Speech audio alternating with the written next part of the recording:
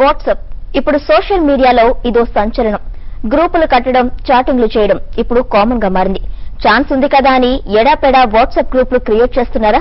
WhatsApp group administrator గా ఉండటం ఒక హోదాగా ఫీల్ అవుతున్నారా? అయితే జాగ్రత్త.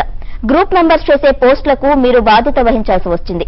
కుదిరితే మీ చేతికే బేడీలు పడొచ్చు.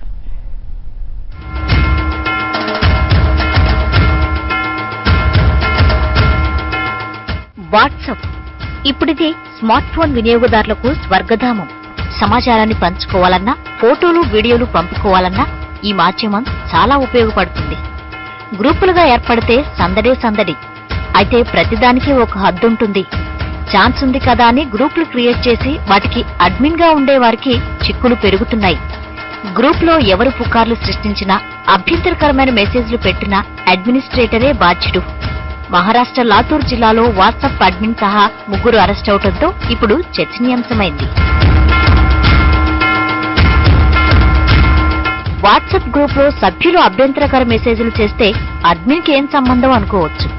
అక్కడే అసలు కిటుకుంది. భారత ఐటీ చట్టం ప్రకారం ఏదైనా ఆన్లైన్ గ్రూప్ కు బాధ్యులుగా ఎవరు ఉంటే వారిని మధ్యవర్తిగా భావిస్తారు. అంటే ఇక్కడ అడ్మినే బాధ్యుడు. వాట్సాప్ లో పెద్ద సమస్య ఏంటంటే అడ్మినిస్ట్రేటర్ తన గ్రూప్ లో పెట్టే ఏ మెసేజ్ ను కూడా డిలీట్ చేయలేడు. సభ్యులను నియంత్రించే పరిస్థితి లేదు. కేవలం జనాన్ని గ్రూప్ లో చేర్చుకోవటం, తొలగించడం తప్ప జరిగిన నష్టాన్ని నివారించలేడు. ఐటీ చట్టం 2000 సంవత్సరంలో రూపొందించారు. 2008లో మార్పులు చేశారు. 2009లో వాట్సాప్ మొదలైంది. అంటే ఈ కమ్యూనికేషన్ గ్యాప్ అన్ని వేళ్లను అడ్మిన్ వైపే చూపుతున్నాయి.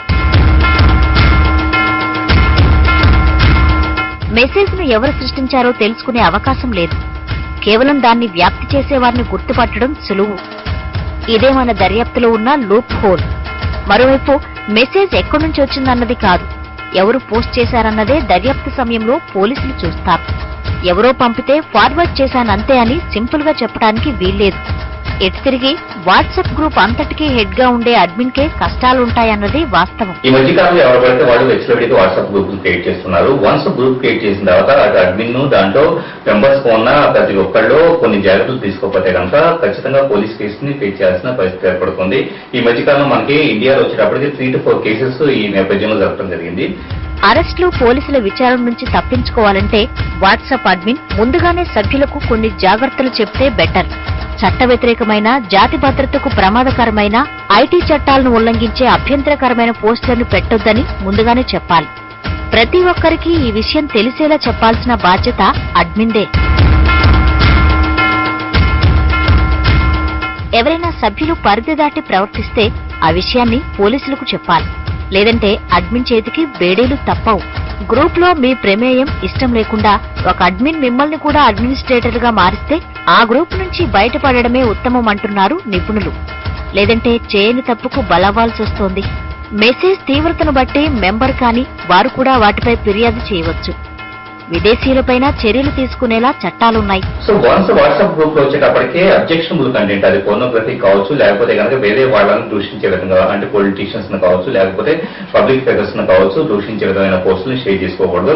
అలాగే దేశ సమగ్రతకే దెబ్బతీసే విధంగా, అంటే కులాలు, మతాలు, ప్రాంతాలలో వైషమ్యాలను తెచ్చగొట్టే విధమైన పోస్టులు వాట్సాప్ గ్రూప్ లో షేర్ చేయకూడదు.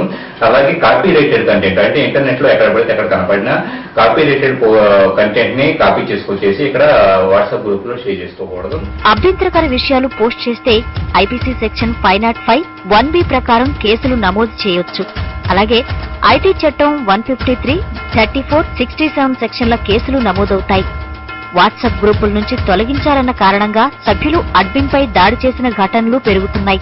ఏ రకంగా చూసినా వాట్సాప్ గ్రూపులకు అడ్మిన్ గా ఉండటం ప్రమాదకరంగా మారుతోంది. సో వాట్సాప్ అడ్మిన్లందరూ బీ కేర్ఫుల్.